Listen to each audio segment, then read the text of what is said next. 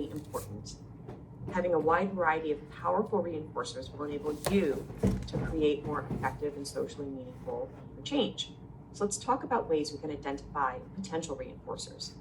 Notice I say potential because we're really talking about preference assessment. And unless we are directly testing whether something will function as a reinforcer, we are only identifying potential reinforcers. It is important to identify reinforcers empirically. Staff, parents, teachers, and even children who we're working with may report what they think are reinforcers, but they're often wrong. We want to use two different strategies. One is a stimulus preference assessment, and the other is a direct assessment of reinforcers. Keep in mind that preferences are not stable. They change over time. You have to reevaluate them regularly, even within session, because our establishing operations change, our learning history changes, and our momentary preference changes. Preference assessment do not identify the reinforcing effects of stimuli. Just because people prefer paper towels to hot air hand dryers doesn't mean they'll work to earn paper towels. It's not something inherent in the stimulus itself that makes it a reinforcer.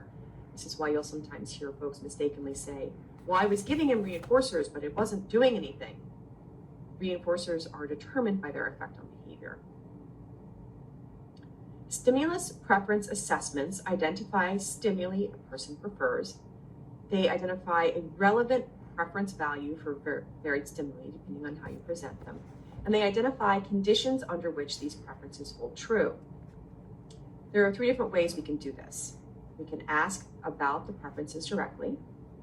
We can observe the person under a free operant condition and simply see what they do when we provide different opportunities to engage with potential reinforcers.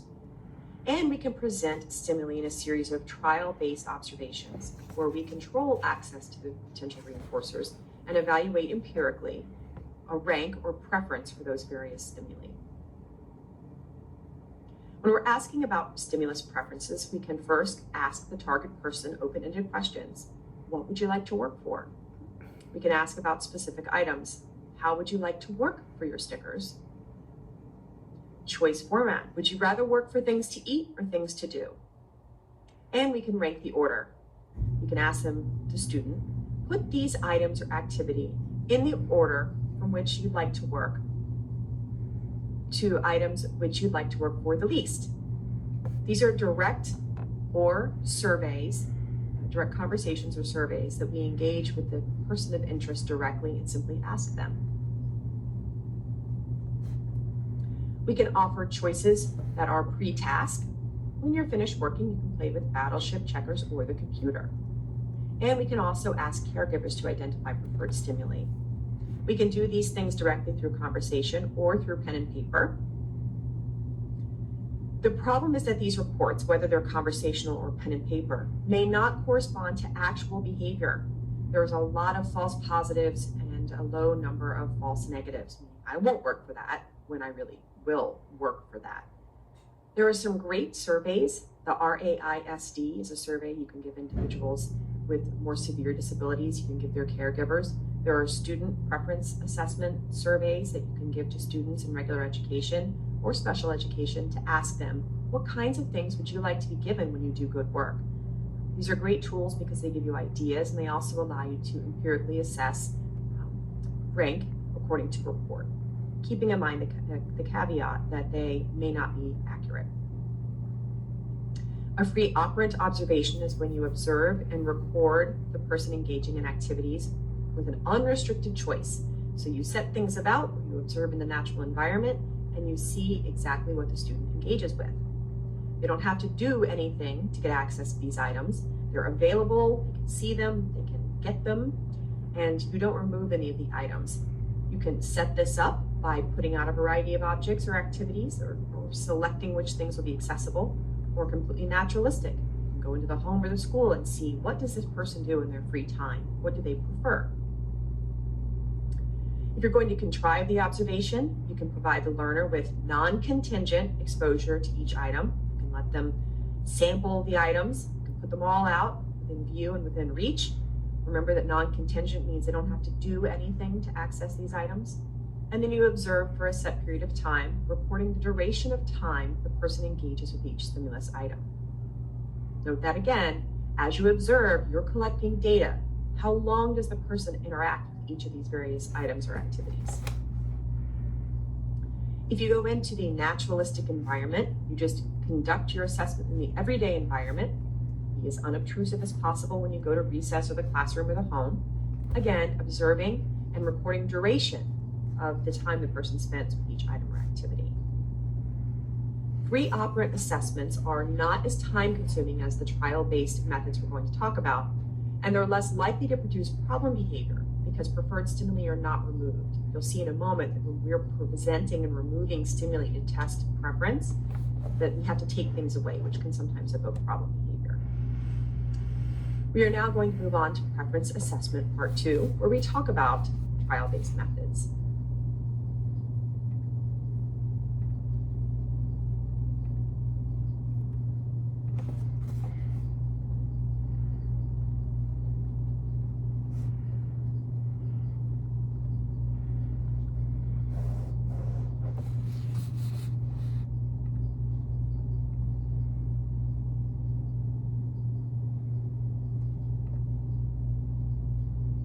Hello, I'm Dr. Robin Catagnis, and I'm going to take you through a brief presentation on classifying reinforcers.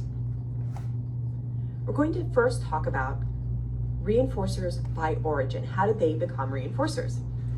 One way is unconditioned reinforcers. These are things that are primary, they're not learned, they function as reinforcers due to evolution and hereditary factors. They don't require learning history to become reinforcers. Examples for us include food and water, oxygen, warmth, sexual stimulation, and human touch. Alternatively, we can condition a neutral stimuli to function as a reinforcer. These are known as secondary or learned reinforcers. You can condition a neutral stimuli to function as a reinforcer by pairing it with other reinforcers. By pairing it with conditioned or unconditioned reinforcers, that neutral stimuli can become reinforcing. You can also condition reinforcers through verbal analog conditioning. Some events and behaviors are reinforcing without prior experience. But as a practitioner, it's important to know that others acquire those reinforcing properties through experience. You have to know how to condition a stimuli as a reinforcer. Those conditioned reinforcers become very important when you think about programming. You want to expand the reinforcer repertoire so that you have many different reinforcers which can be used to shape up a new behavior and maintain that behavior. You can also think about reinforcers in terms of their formal properties. Are they edible, such as food? Are they sensory, touch, massage, tickling? Are they tangible, things you can hold in your hand, objects? Are they social, things like attention, praise, social interaction? Or are they activities? It's very interesting to think about activities serving as reinforcers. If you think about our behavioral repertoire, some activities, behaviors, and things we do are much more likely than others. And with careful management of behavioral contingencies, you can create contingencies which make one behavior or access to that behavior reinforcing for another behavior. However, reinforcers are idiosyncratic. We can't say that an object, activity, or food is a reinforcer for everyone. These things are very particular to the individuals you're working with. This is why you have to know how to assess preference and assess reinforcers, as well as identifying them through other measures, which we're going to talk about later, and conditioning those stimuli. There are also generalized conditioned reinforcers. These are conditioned reinforcers that have been paired with many variety of reinforcers, both conditioned and unconditioned. They don't depend on a specific establishing operation to be effective, which is very important when you think about developing repertoires that can be maintained at high levels and keeping people motivated. Examples here include money, tokens, and point systems. Money is an obvious example of a conditioned reinforcer, and it's associated with a wide range of unconditioned and conditioned reinforcers. It is a generalized conditioned reinforcer. And as Skinner says, or said, When we reinforce with money, for example, our subsequent control is relatively independent of momentary deprivations. So this creates for you a reinforcer that you can use in many different conditions for the person, regardless of their momentary deprivations. There are many studies in the literature looking at conditioning reinforcers in the laboratory. A click can be paired with food to reinforce lever presses in naive rats or increase resistance to extinction in lever-trained rats. These are some of the primary experimental analyses of behavior that have occurred in the literature. I encourage you to go to YouTube and search for Karen Pryor clicker training, one word. She takes advantage of the conditioned reinforcement of a click from a small handheld clicker that has been paired or associated with the delivery of an unconditioned reinforcer. This is a study here in 1999 that I'm referring to, but she has been working in this field for decades and has amazing videos online that will demonstrate clicker training or training that's in use by animal trainers and professionals all across the US and around the globe. There are also clicker training examples with human beings, looking at Tag Teach. That's something else that you can search, Tag Teach. And this will give you some very good videos and examples of how to use a conditioned reinforcer in terms of an audible reinforcer. When thinking about how conditioned reinforcement comes about and analyzing it, think about the frequency of the primary reinforcement. As the frequency of unconditioned reinforcement goes up, the strength of the conditioned reinforcer increases. The more variable the presentation of the unconditioned reinforcer, it increases the effectiveness of a conditioned reinforcer. And events that establish an unconditioned reinforcer enhance the effectiveness of a conditioned reinforcer. So think about when you're conditioning a reinforcer, providing a variety of reinforcers to condition it, to use to condition the one you're trying to condition, providing a high frequency of reinforcers and making sure that the individual is motivated by the reinforcer by managing the establishing operations. Token economies, which are used in education, can also be established in the lab. Our book talks about the chimpanzees responding for poker chips that could be exchanged for food. Their responding was maintained by those tokens because they acquired a reinforcing value through association with food. Token economies are also useful for working with children, and research exists which supports the effectiveness of tokens as behavioral intervention procedures. These exist for children with and without disabilities in regular education as well as special education and for adolescents. Positive reinforcement with generalized conditioned reinforcers is a very powerful way to motivate students and learners. As a practitioner, you want to be prepared to identify potential unconditioned reinforcers and existing conditioned reinforcers. You're going to do this through preference assessment and reinforcer assessment, which we're going to talk about in a later video. You need to know how to condition neutral stimuli as reinforcing and how to change the negative value of instructional stimuli. When we get kids who are trying to escape the learning environment, we as practitioners need to know how to condition stimuli associated with learning with reinforcement so those academic stimuli become reinforcing. And we need to know how to condition generalized reinforcers, how to teach students to respond under token economies, and how to use point systems as appropriate and money even in some cases.